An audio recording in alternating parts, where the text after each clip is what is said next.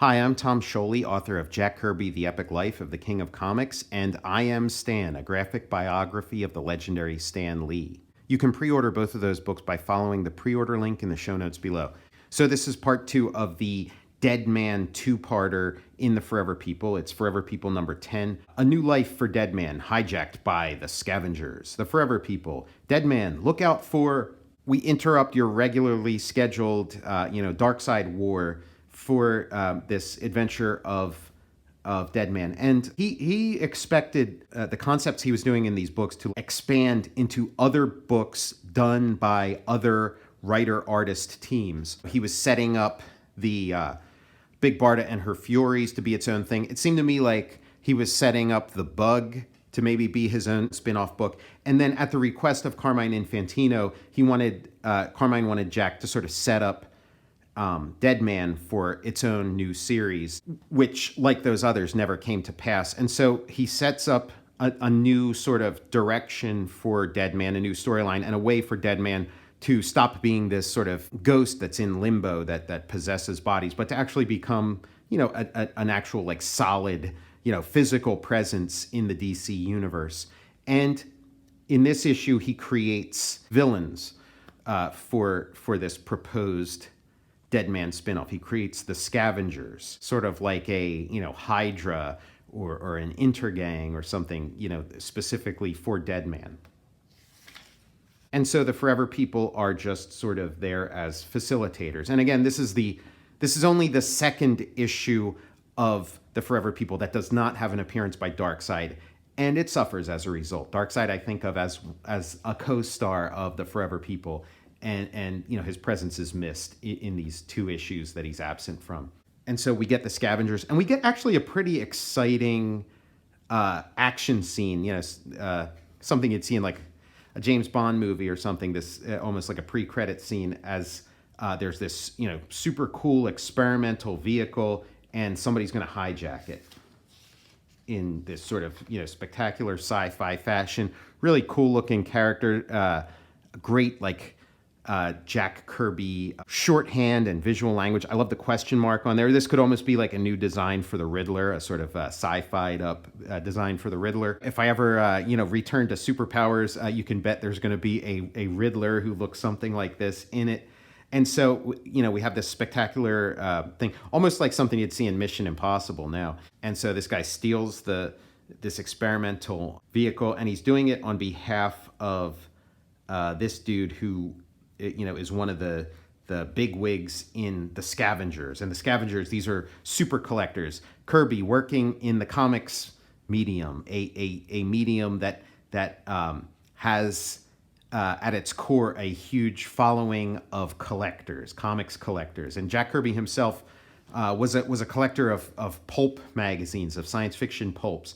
So he understands the collector's mentality, and we're well into the history of American comics. So the sort of dark side of the collector culture has also shown its face by this point. And so Kirby creates as villains these collectors who collect the treasures from around the world.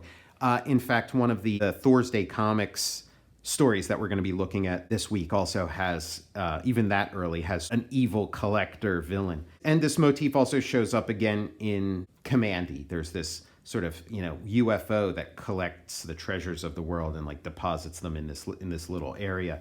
They're watching a video of Deadman, of it's a follower unit. The followers that we saw in Mr. Miracle number 2. It's these New Genesis robots, and like all technology from New Genesis, it's living technology, and it's these robots that follow whatever you do. The movie FX2 used the sort of the follower gimmick in the 80s.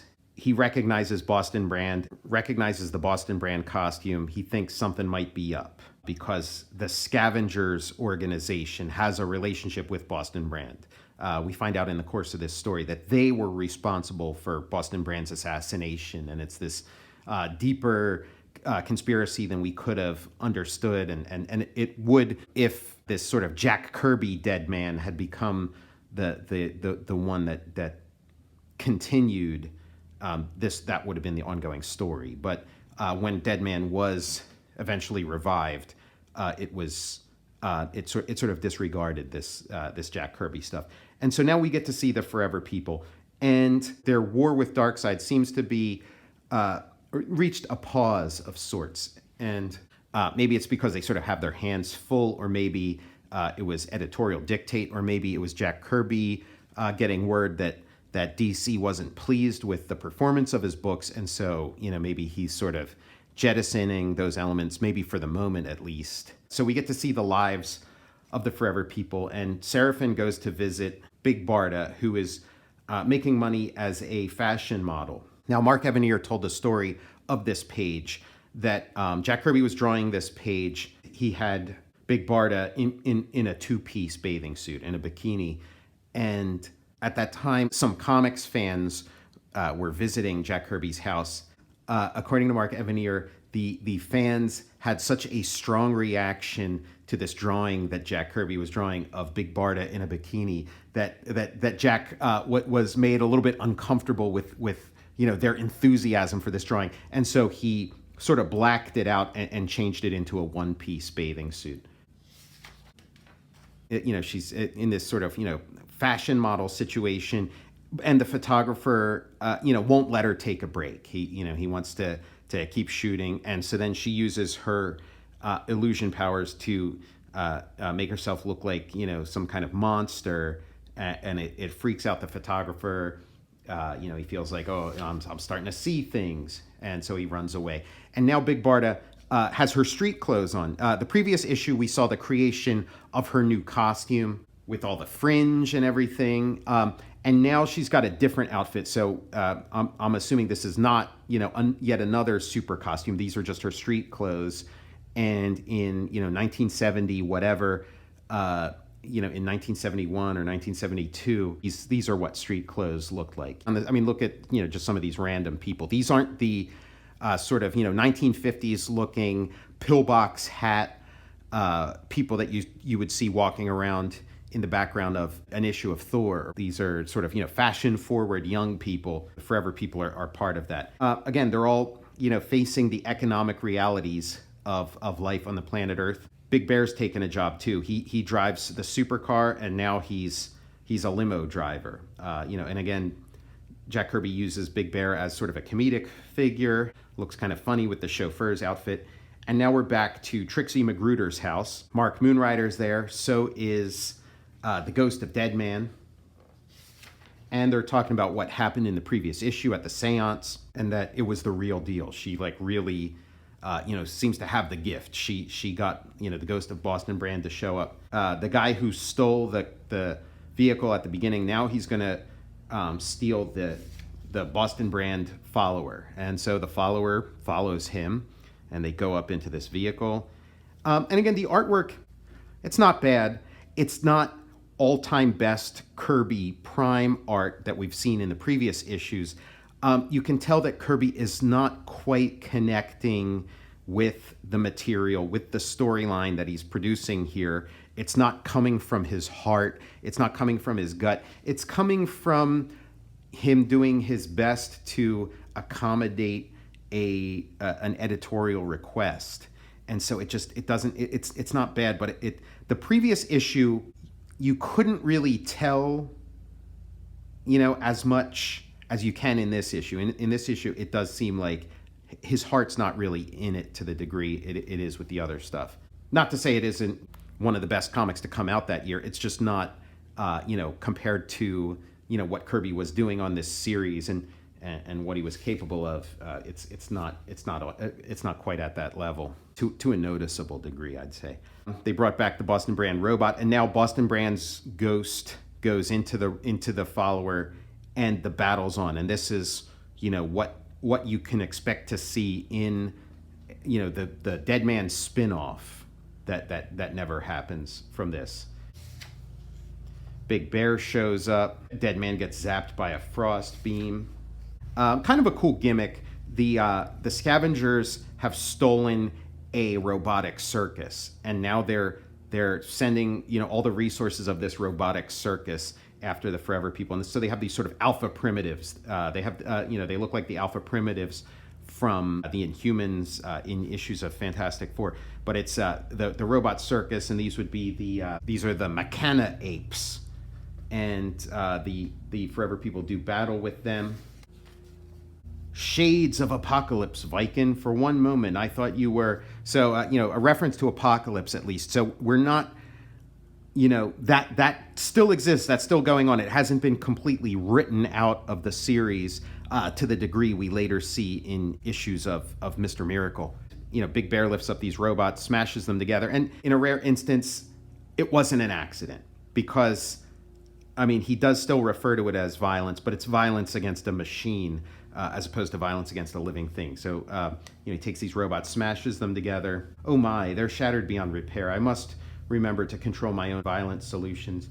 And so now this leader of the Scavengers, or at least this chapter of the Scavengers is this global organization, much like Intergang, and he's just the head of one cell of it. He's making a getaway like Blofeld in On Her Majesty's Secret Service in his sort of jet sled, something we'll see Darkseid do in the Hunger Dogs. Another of Beautiful Dreamer's illusions makes him think he's going down the gullet of some Kirby monster, and he's defeated by that. Seraphim uses one of his cosmic cartridges to warm the follower, the Boston Brand, the Deadman, back up. We get some knife throwing again from this automated circus. Again, a really cool idea that would be worth exploring in further issues. Even a Jack Kirby not quite prime time comic, even a comic where Kirby is not firing on all cylinders, still has more innovation and cool ideas than anybody else's comics. Viking disables the mechanism, and then we get like a pretty cool trapeze. This is the robotic trapeze, and the trapeze is Boston Brand's specialty. And so, of course, he uses that to defeat the bad guys. Swings right in there. Great little bit there. And knocks this guy out. This guy's shooting. And then Deadman looks like a total badass as this guy's emptying his gun into him. And don't look surprised, you rat. You can't kill a dead man. Very, very cool stuff. This is... you could picture, Batman or somebody saying this. Really cool, comic book badassery. And so they're all tied up. You've won a victory here, but it's a small one. You see there are more scavenger depots and more men with hooks on their right hands. And maybe eventually Boston Brand will find, the guy with the hook on his hand who killed him. Seraphim hands over the blue pill, which will make Boston Brand's bond with this Deadman follower body make it permanent. So he hands it over to him, and off he goes into the sunset to have his own adventures. Open the doors, Moonrider. Let's leave this secret depot. It was no secret to Mother Box. She computed its location with ease. When the Scavenger took the follower, he left a trail of atoms behind him. Anti-grav's on, and so they fly off. A lot of, Forever People stories end this way. And, when I first read this comic, I thought this was the final issue of the Forever People. I knew that it got canceled at some point, and the final panel doesn't say, look out for the next issue of the Forever People. It says, and now a new Kirby blockbuster is on the way. He'll be coming for you soon. Look for him. Look for the demon. And in a way, it's true. There's one more issue of Forever People coming up, and then that's it. And the final issue is a return to form. It is quite good. And I look forward to sharing it with you here on New God Sunday School. I'm Tom Scioli, author of Jack Kirby, The Epic Life of the King of Comics, and I Am Stan, a graphic biography of the legendary Stan Lee. You can pre-order both of those books by following the pre-order link in the show notes below. I'll see you next time.